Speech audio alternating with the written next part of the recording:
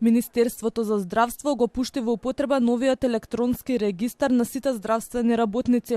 Оваа база ќе биде задолжителна алатка при секое ново вработување и ќе стави крај на кадровските одлуки базирани на лични процени или телефонски повици. Министерот нема да може да одобри ниту еден профил доколку податоците од системот не го поддржуваат тоа.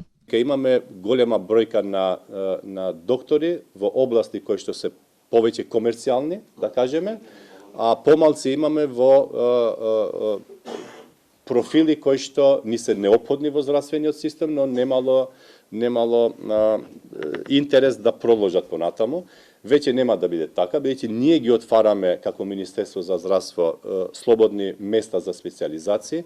Ве уверувам дека брзо ќе дојде тој период, најверојатно за месец и пол, ќе видите дека сите слободни места што ќе ги отвориме ќе бидат базирани на оваа табела. Нема да бидат базирани на телефонски повик од типот сакам моето дете да биде, не знам, ваков или таков доктор. Преку регистарот се добиени точни бројки за секој здравствен профил во секоја општина. Анализата покажува дека и понатаму недостигаат лекари и медицински сестри, а растот на кадарот во последните 10 години е речиси незабележителен.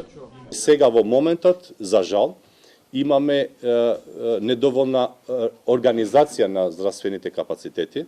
Има некои профили кои што ни се повеќе од колку што имаме потреба во државата, имаме профили во кои што недостасуваат и затоа тие профили кои што недостасуваат ќе бидат приоритет во иднината и исто така тие профили кои што веќе ги имаме по број, а за жал тие се во една институција имаме например повеќе, во друга воопшто ги немаме или малце, ќе правиме редистрибуција на човечките капацитети.